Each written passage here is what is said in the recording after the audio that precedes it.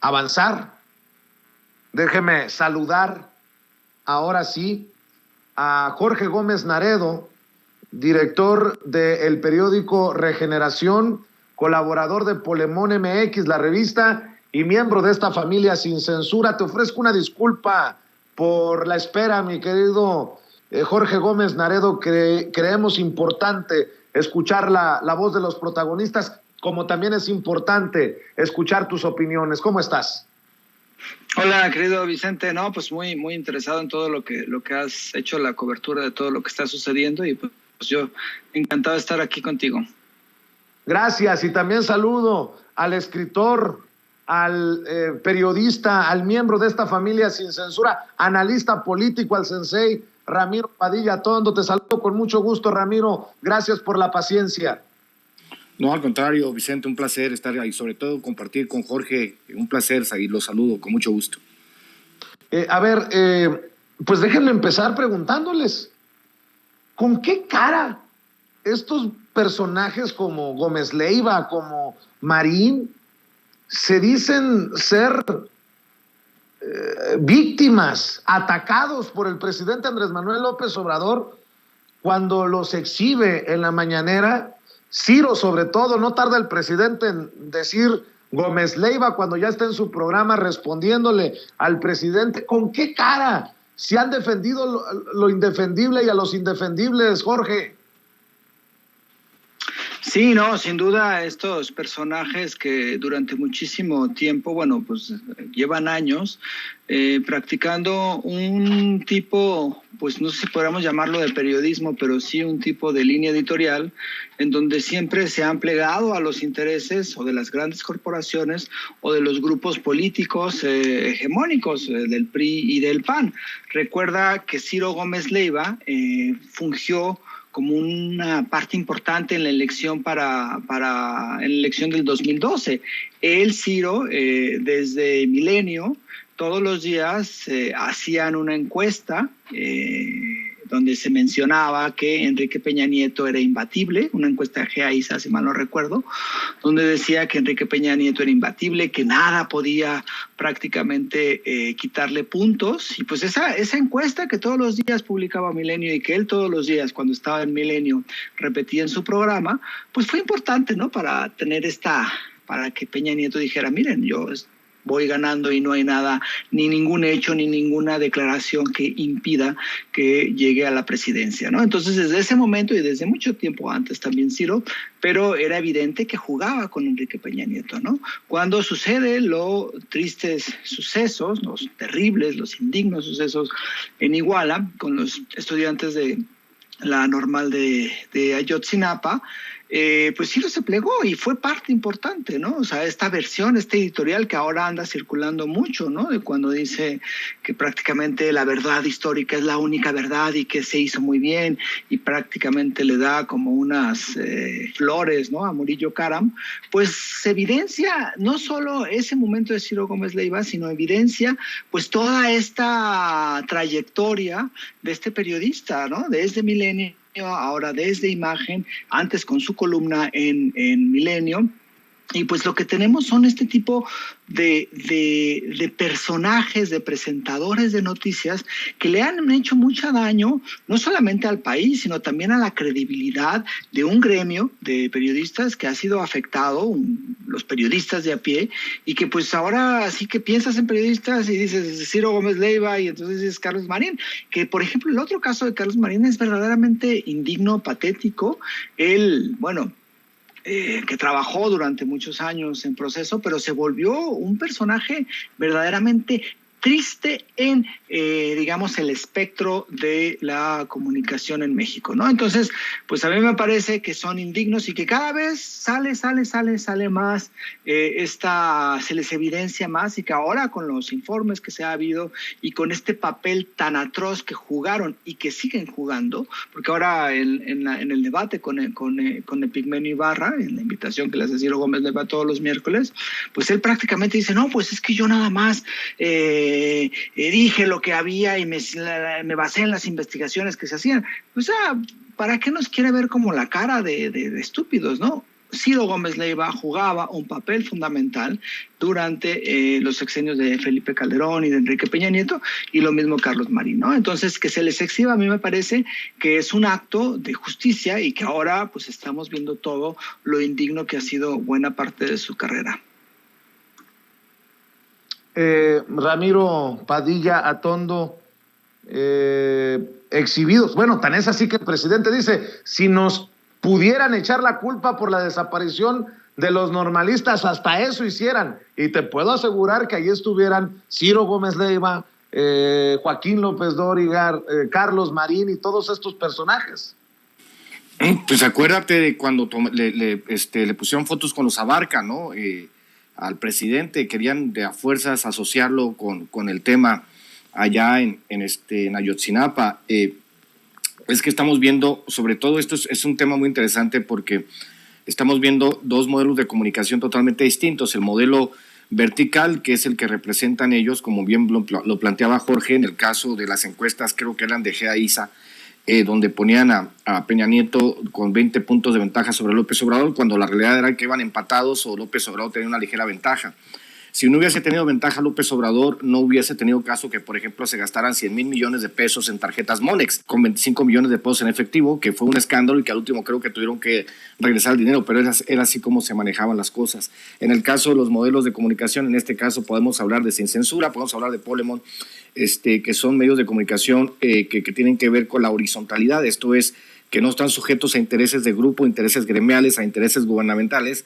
Pues obviamente la gente está volteando a ver este tipo de contenidos porque entienden de manera básica que nosotros estamos aquí para decir la verdad y que no estamos sujetos a ninguna verdad oficial. En el caso de Ciro Gómez Leiva y todos ellos, en el caso de la verdad histérica de Ciro Gómez Leiva, Carlos Marín y Murillo Karam, entonces pues obviamente estamos viendo esa parte en la cual pues tuvieron todo el tiempo del mundo. Hay que recordar y que todavía es un tema que está para discusión, todavía lo ha planteado el presidente, que es que estamos batallando porque obviamente estos organismos que están todavía, digamos, colonizados por la derecha, están intentando hacer un contrapeso que perdieron las elecciones.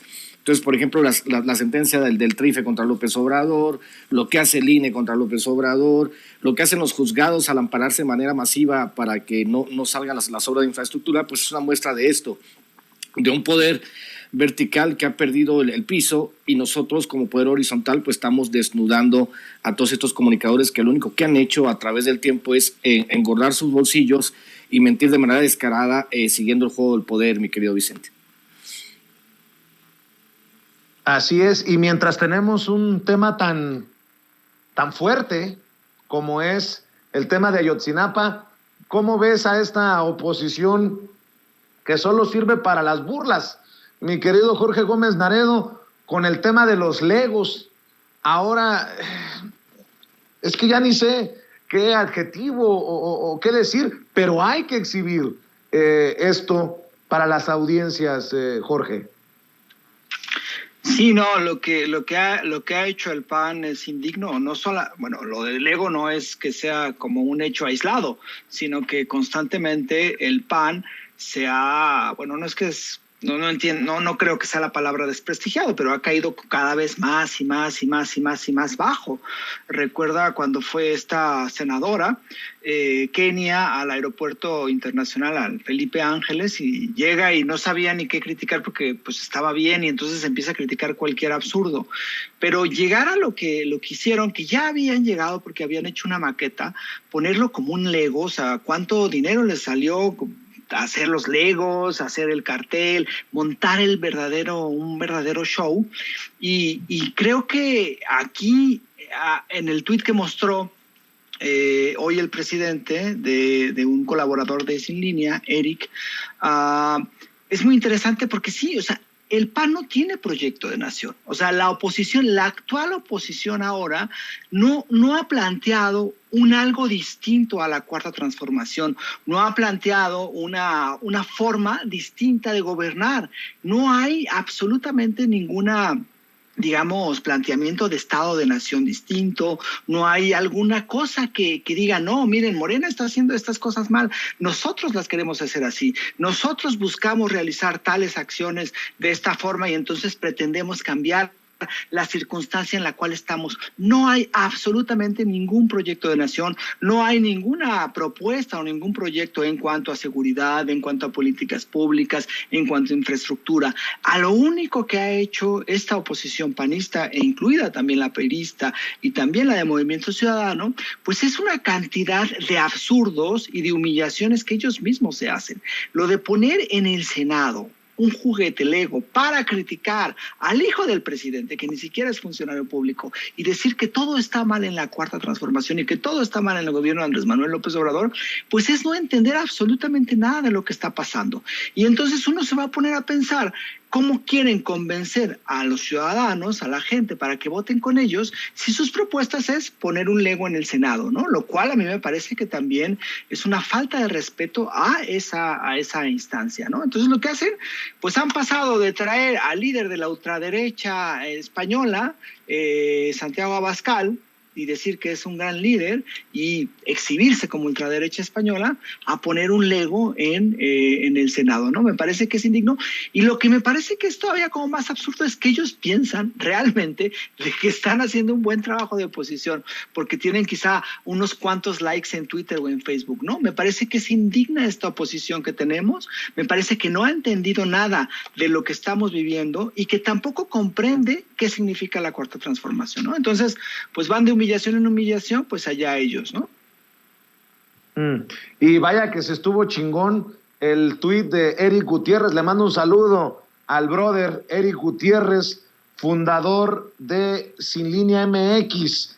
El buen amigo Eric Gutiérrez escribe, y hoy lo menciona el presidente en la mañana: ¿cómo podemos derrotar a López?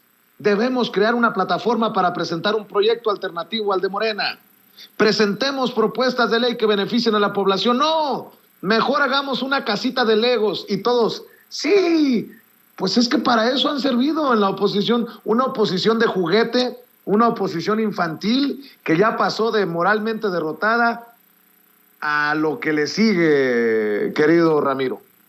Yo también escribí mi parte ayer diciendo que, jefe, hemos terminado nuestro primer proyecto. Esa es la buena noticia. La mala es que es del tamaño de un Lego, ¿no? Es lo único que han podido construir los panistas en todos estos años. Bien lo planteaba Jorge y bien lo tenemos que plantear nosotros.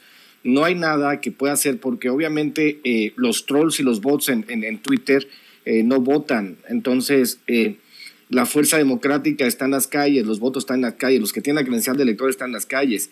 Y con esta oposición que obviamente es lo mejor que le puede pasar al país, como bien dicen ustedes, una oposición de juguete, pues obviamente descubrimos que la continuidad de la 4T no está amenazada bajo ninguna circunstancia, porque ellos lo único que proponen es hacer un espectáculo televisivo, un espectáculo mediático que no tiene ninguna repercusión en las urnas. Entonces, cuando tú tienes un espectáculo que demuestra que obviamente han perdido toda la brújula. Yo lo dije desde el 2018, lo he planteado ahora en el nuevo libro que voy a sacar en Cartas un Facho, lo he planteado, yo les pregunto, ¿qué proponen? O sea, ¿cómo van a construir una oposición que al menos sea competitiva electoralmente? Sabemos que obviamente que hay bolsas, hay regiones en el país que siguen creyendo en la derecha, pues caso de Querétaro, pues caso de Aguascalientes, ¿no? Lo que sucede en Jalisco, lo que sucede en Nuevo León, pero eso no son representativos de lo que sucede en todo el país y lo que está haciendo el presidente.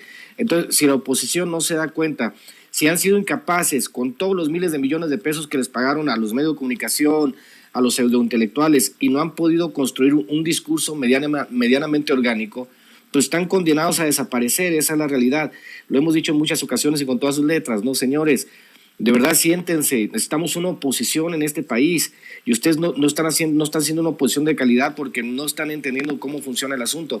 Imagínate ahora que se vayan cerrando todas las obras de infraestructura, el dólar por debajo de 20 pesos, están ahí todos los analistas en todos los programas financieros anunciando las 7 plagas de Egipto, diciendo que el dólar en estos momentos tendría que estar a 35 pesos, el litro de gasolina a 35 pesos, nada de eso ha sucedido, el salario mínimo ha subido más del 100%.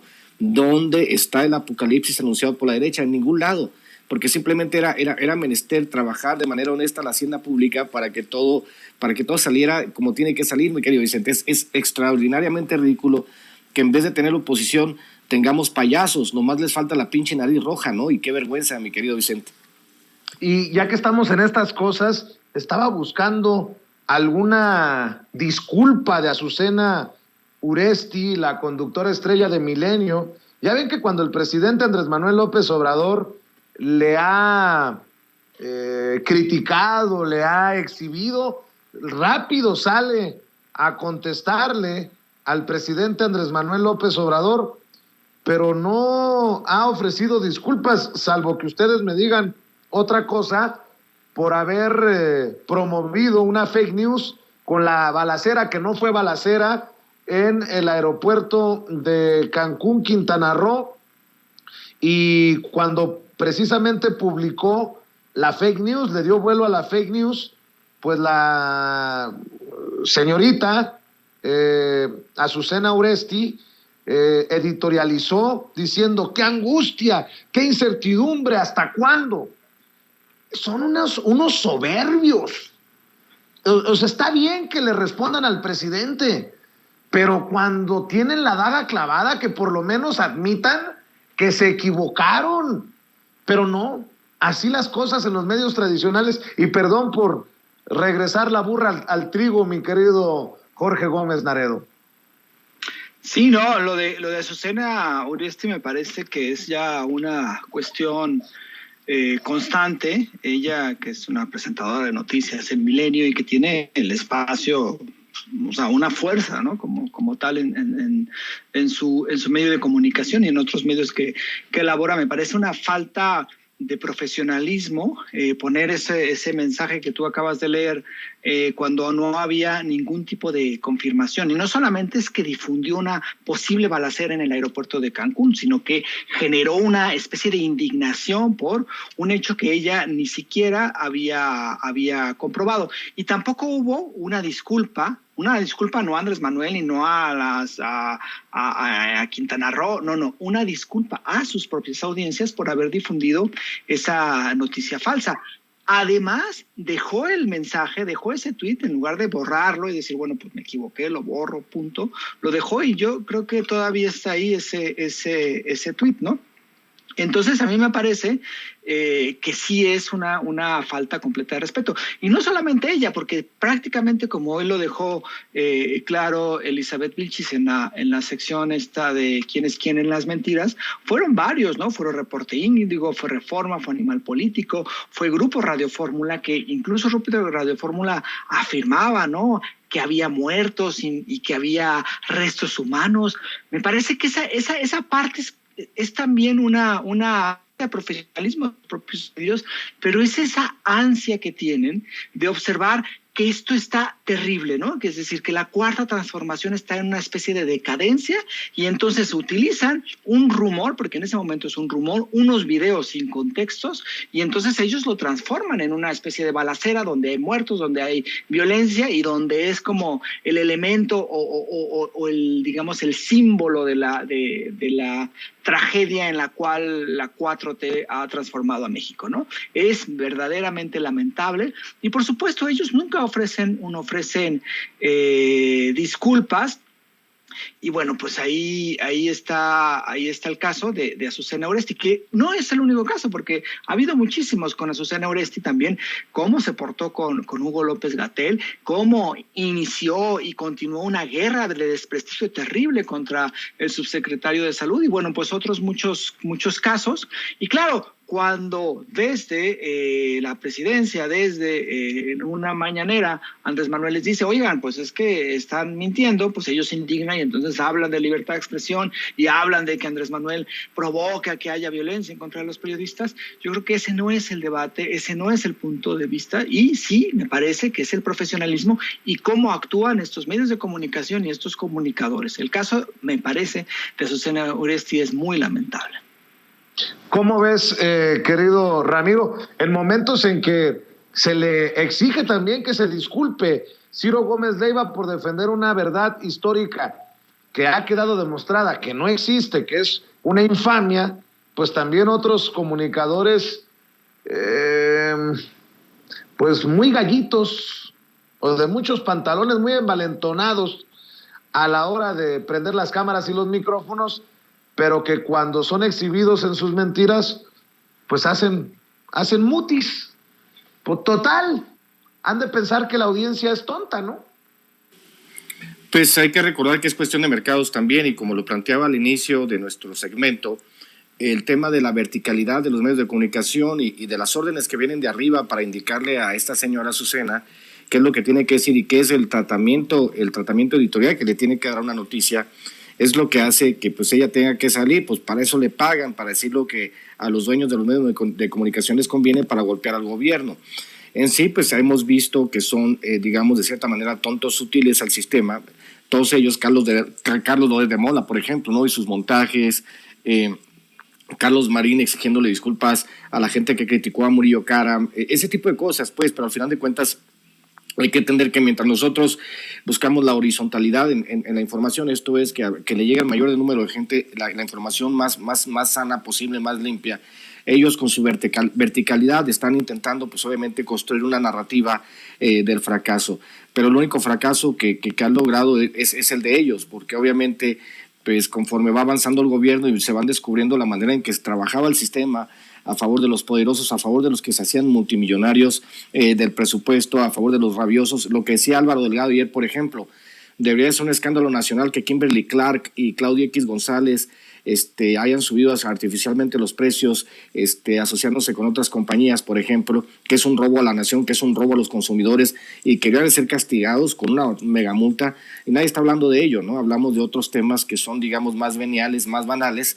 Y en el caso de ellos, pues inventar noticias, pues ha sido su trabajo de toda la vida. Esta es la constante, ¿no? de la mediocracia mexicana, la constancia sobre mentir, los empresarios sobre no pagar impuestos, sobre contratar medios de comunicación para estar jodiendo la borrega, y nosotros pues tratando de explicarle al público por dónde va el chingadazo. Entonces, pues obviamente ella no se va a disculpar porque no está en su naturaleza, ni está en la naturaleza de su medio, salir a disculparse, porque eso pues obviamente los mostraría como personas que son débiles y que no saben decir la verdad. Entonces, pues vamos a seguir escuchando durante los primeros 3 años escuchamos todo este tipo de narrativa. Y van a seguir, y están casados con esa narrativa porque tienen un mercado. Y ese mercado, aunque sea mínimo, ese mercado lo tienen que alimentar. Imagínate que de repente Milenio, Reforma y todos ellos dijeran, señores, lo que dice López Obrador es verdad. Pues ese mercado que ellos tienen se reduciría al mínimo o se irían a la quiebra. Ellos dependen de seguir echando mentiras para contarles una versión de la realidad con la cual está de acuerdo la gente que tiene una tendencia derecha. Esa es la realidad. Y pues van a seguir con esa idea, ¿no, mi querido Vicente? Así es, y para cerrar, Jorge Ramiro, ayer el presidente Andrés Manuel López Obrador sorprendió en Twitter al publicar: el Tribunal Electoral del Poder Judicial de la Federación me exige que publique una sentencia en mi contra por el mensaje a la nación del 1 de diciembre, porque si no lo hago, arrestan a Jesús Ramírez Cuevas, y a la pobre de Jessie, encargada de redes sociales del presidente. Perdón. Oye, pues ya abierto la confrontación a horas, tuit a horas de que el presidente en la mañanera de ayer hablara de la reforma electoral, su propuesta que incluiría que el pueblo vote por magistrados del tribunal y por consejeros del INE, y cuando hizo después críticas al tribunal por no permitir precisamente la promoción de la revocación de mandato, por no permitir la promoción de la democracia, dijo el presidente, Jorge. Sí, no, me parece que esta resolución quisieron publicar en redes sociales el tribunal a un acto que es un informe y que no tenía absolutamente nada de violación a la normativa, pues me parece ser como esta constante que ha tenido tanto el INE como el Tribunal Electoral. Y claro, lo que ayer y hoy también ahondó un poco más, que es la propuesta de reforma político-electoral que desde hace tiempo, recuerde que hay como 3 propuestas importantes en esta segunda parte del sexenio, que es la eléctrica, que es la reforma a la Guardia Nacional y que es la electoral. Entonces, por supuesto que se indignaron. Si uno ve hoy, por ejemplo, la portada de Reforma dice: pretende AMLO desmantelar al INE, ¿no?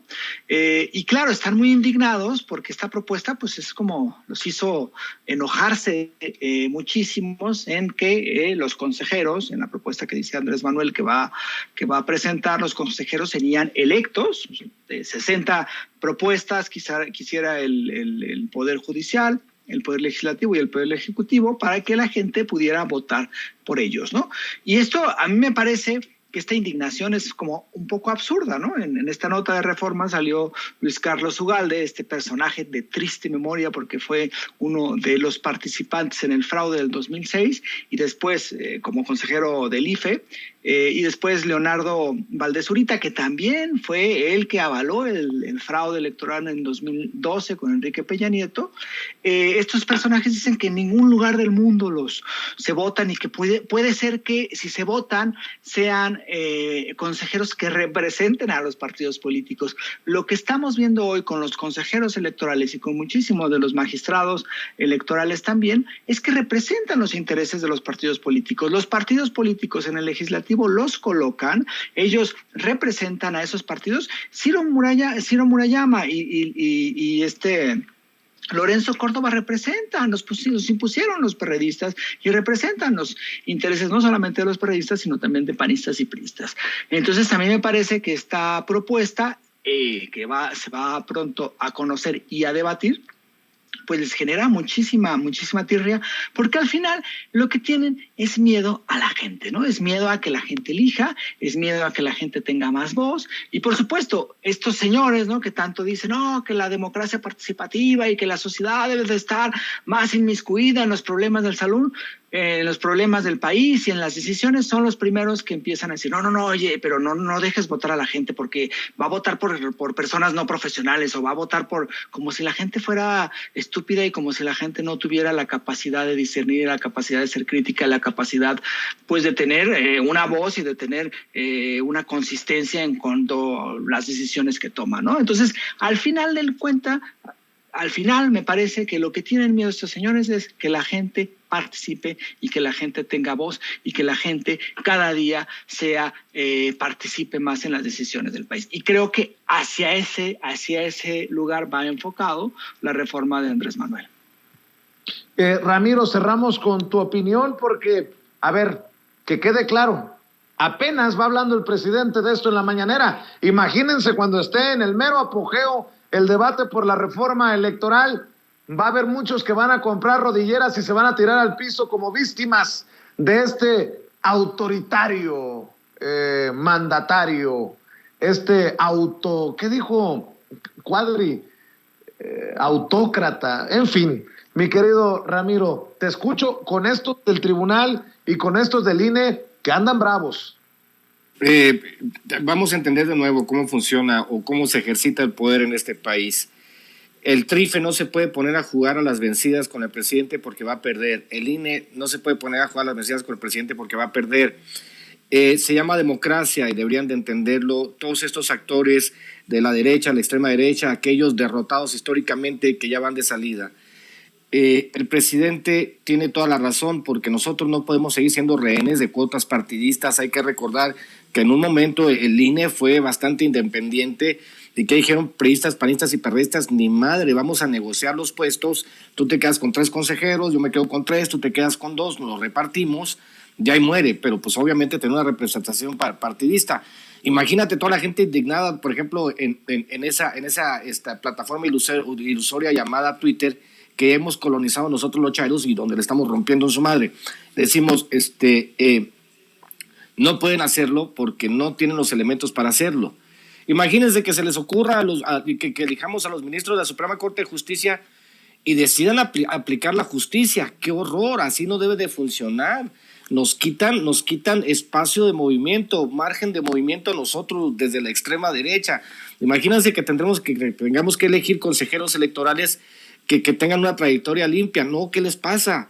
Nosotros apoyamos la corrupción, apoyamos las componendas, apoyamos los organismos autónomos que sirven para duplicar funciones y para robar dinero. Obviamente, lo que está haciendo el presidente pues tiene toda la razón. O sea, tenemos que empezar a normalizar los ejercicios democráticos como la revocación de mandato, por ejemplo. Tienen que todos salir a votar para demostrar, obviamente, que si el presidente tiene más del 70% de apoyo, eso se va reflejado en las urnas. No, o sea, las batallas que vienen son por el control del país. Es una guerra cultural que ya perdió la derecha, como yo lo dije en alguna conferencia.